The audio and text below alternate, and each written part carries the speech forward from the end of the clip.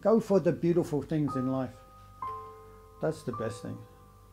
Go for a good line.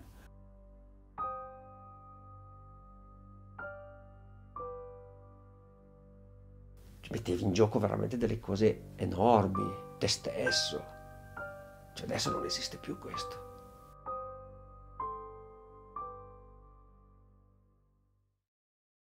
I don't think I call myself a pioneer. I think I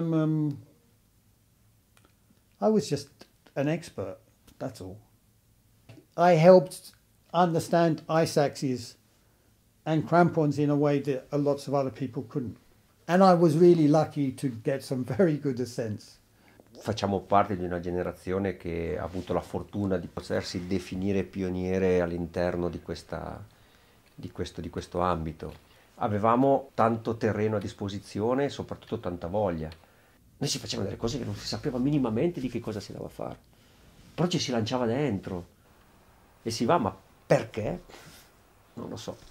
E tu pensa che ancora oggi questo perché è l'interrogativo che mi fa andare domani. Perché? Eppure domani non vedi l'ora di esserci. E domani sera dici, chissà che l'avrò trovato. No, dopodomani è di nuovo ora. Perché? Perché voglio andare? Non lo so. The first time I wanted to climb ice was when I was a child. I wanted to somehow climb it like a tree, but you know it's slippery. And it looks just like a magical thing with little bubbles in it and things like that. I think proper ice, like alpine ice, was when I was 16, and I used to practice a lot at the Boissons Glacier. We used to try to do overhanging ice. Me and my school friend. I also just liked looking down the slope, you know, and seeing a big space. Because always with ice, you can see the line that you've come up, I think. And it's nice. Penso sia stato l'85 o l'86. Ero in una compagnia che arrampicavano e un giorno Joe mi disse dai che andiamo a fare una cascata di ghiaccio.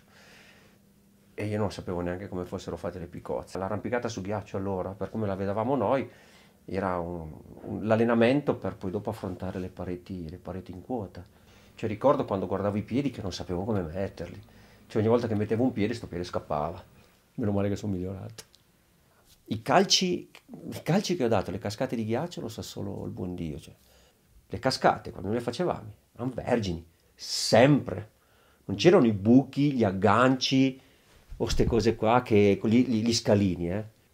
Cioè uscivi fuori che avevi le braccia che sembravano quelle di un minatore, eh. Avevamo però un morale, una forza e una voglia di fare che era mostruosa, ma perché era l'unico modo per affermarsi. E bisognava farne tanto, perché se volevi diventare bravo non c'era nessuno che te lo insegnava, dovevi solo andare. Quindi io ricordo che uscivo dalla birreria alle 4 del pomeriggio, dove facevo il saldatore, pigliavo le picozze e andavo a fare una cascata, con le pile frontali, con Joe, con gli amici, facevamo le cascate di notte fino alle 10 di sera. Era proprio fare un gioco diverso. Ricordo che ci si guardava negli occhi, c'era una complicità con i nostri soci che era una cosa incredibile. Ci mettevi in gioco veramente delle cose enormi, te stesso. L'arrampicata sulle cascate di ghiaccio è diventata una specialità a sé stante poi alla fine degli anni 80, no? Quando dei ragazzi giovani con un grande livello tecnico in arrampicata sportiva hanno incominciato a vedere le pareti sempre più verticali e hanno incominciato a vedere la cascata di ghiaccio come un'alternativa, ok? E dove si poteva portare l'arrampicata sportiva pur con le picozze e i ramponi. Quindi il livello in un paio d'anni è proprio salito in una maniera esponenziale. In Europe as a whole, it was late.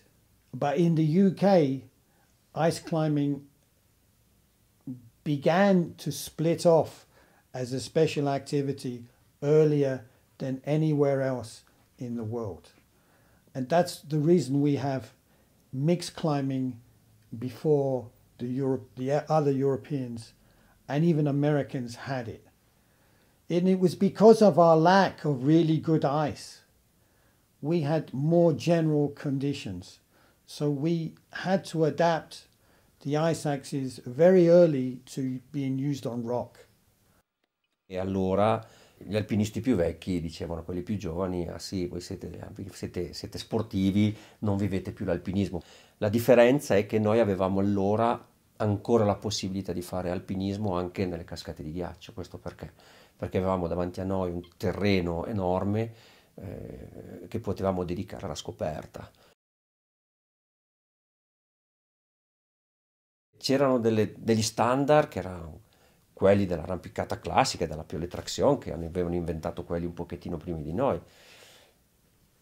Però era tutto da inventare, stava nascendo e poi è tutto partito molto rapidamente, cioè nell'arco di qualche anno proprio cioè le tecniche sono un po' decollate, così come nel dry anni dopo, cioè lui ha incominciato a far dry nel 96, così, cioè nell'arco di 4 anni le discipline sono decollate e le aziende anche avevano fame, ok, di concepire e di mettere sul mercato qualche cosa di nuovo. Oggi c'è praticamente tutto, c'è ancora tanto da fare, si può fare, ma è chiaro che i margini di miglioramento, più ti avvicini al massimo, più sono risicati, però i salti sono proporzionati ai tempi.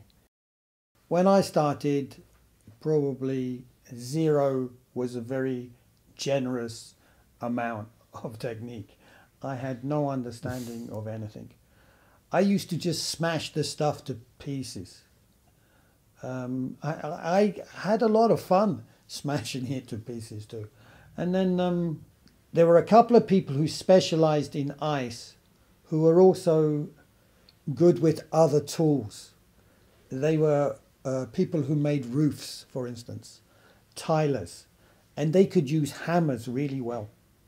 So these people, I climbed with a few of these, and they had technique. They had a certain amount of technique, and I tried to be like them. And then after this, I didn't really have good teachers. When I saw Thierry Renaud climb, I realized that there was another level of technique and expertise that you could reach. You get the technique by climbing lots of different periods on the same cascade, because ice forms differently. If it has lots of little candles, you have to be more precise. If it's really easy conditions and it's just a uniform of block of ice, you can just whack, maybe one whack, and it's in, even with some of the older axes. The conditions make the grade.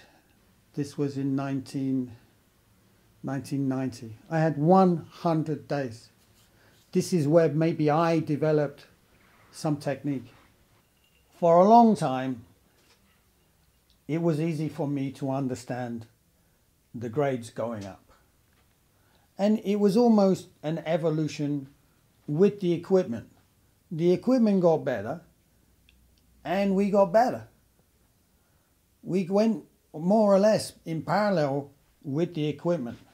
For the good guys, as soon as we had better ice screws, we began to climb vertical ice, and we got really good at it. The difficulty went up to 7, you know, some 7s were much harder than the other 7s, and then it finished because nobody was willing to do them. Nobody. Nobody was willing to take the risk. And then obviously the game is not worth playing. If nobody else is playing, who wants to take the risk? Il problema qual era? Che si rifiutava di mettere gli speed sui tiri in quegli anni. Quindi che cosa succedeva? Che la difficoltà e il pericolo non erano più proporzionali. Il problema erano la qualità delle strutture. Quindi il ghiaccio fine, improteggibile. Chi era disponibile ad andare via 20 metri e aspettarsi per terra?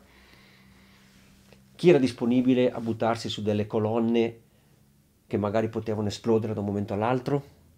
Questi erano diciamo quello che ha un po' fermato l'arrampicata su ghiaccio. Si è dovuti andare su altre cose. O si era disponibile a morire tutti, ma ne avevamo già persi troppi, quindi non era il caso, o si incominciava ad andare verso altre discipline. For a lot of people, the invention of dry or bolt protected mix was the way for them to go to get bigger numbers. And then you never fell on sevens. No, but you never fell. On M10s and M11s and M15s, you can fall all day long. This is not the same thing. It's completely different. One thing, it's like chalk and cheese. It's like wine and beer. It's like cocaine and marijuana. They are different things. Yeah, completely different things. So that's it. The grade for ice, it stopped. That's it. And it was to do with danger. If you love ice climbing, the numbers are not necessarily that important. What's important is the cascade and how it felt to you and how difficult it was for you. You know in your own heart how hard it was.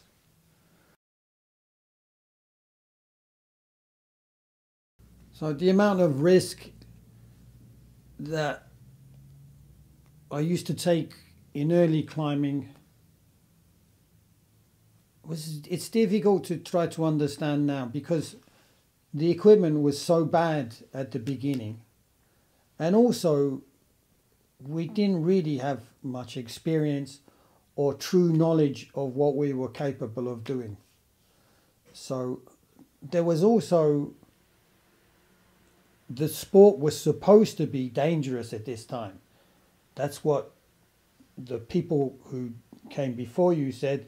They said you had to be courageous and you had to be brave. And then you had to make the decision yourself if it was dangerous. And for me, quickly, the danger of being inexperienced disappeared because I became experienced very quickly. You always knew that potentially you might die if you went ice climbing. That was a real possibility early on, for sure.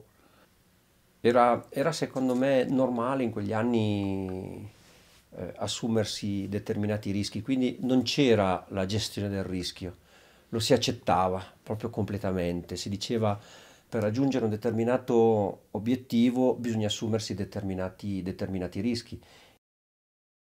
Ice climbing does generate fear. Fear isn't necessarily the bad thing. It's an exciting thing. And if it's kind of in the middle, it just keeps your attention. And for me, I need to be attentive when I'm climbing. If I'm too relaxed, things go wrong as well. If I'm too frightened, things go wrong for sure. With ice, a lot of the time, it takes my full attention, and this is what I like. I like being completely into the thing. Obviously, with ice climbing, it can quickly go through very strong fear to complete terror and then, mental collapse. And this is obviously, you don't want this, but this has happened to me a couple of times. Non so se fosse paura o terrore. Io penso che sia stato più terrore. Nel tempo siamo solo riusciti a controllarlo, ad abituarci a controllare questo terrore, ma non credo che sia mai passata. Credo che sia un qualche cosa che è dentro di noi e che abbiamo solo imparato a gestirlo in una maniera diversa. Mi sento un sopravvissuto di quegli anni, certo che lo sono. Sono vivo perché ho tirato i remi in barca. Everybody says I've been very lucky. I had a couple of bad accidents, but I managed to survive. I'm surprised to see Ezio still alive. A lot of my friends are dead. I also knew when to stop. I also knew that one route was enough for that year, and then maybe I'd do a bit of party, and I go climbing, rock climbing in the south of France. Yeah? I was not clever, but I knew when to stop. È importante conoscere dove eravamo per sapere dove stiamo andando. Esattamente come facevamo noi. Una volta per noi forse era più facile perché sapevamo da dove arrivavamo perché avevamo poche riviste e noi appassionati leggevamo quello. Nel giusto, nel sbagliato abbiamo fatto una strada che è quella. E l'unica cosa che so e che posso dire è che quello che scegliamo oggi sarà quello che succederà domani. E le cose più importanti che abbiamo sono le persone che sono a casa, quelle che rimangono e che pagano spesso e sovente le nostre decisioni. We are old, we had our day, obviously, we think it was the best time in ice climbing. Oh, you have to listen to what we said a little bit. Try to respect what came before. Try to respect the evolution of equipment, which made the evolution of our sport actually much, much longer than it should be. The point is maybe to understand conditions, maybe understand the person who first did this, the route you're on. Maybe it was a long time ago. Maybe these people had shit equipment. But please, be careful if you do this. Enjoy yourselves.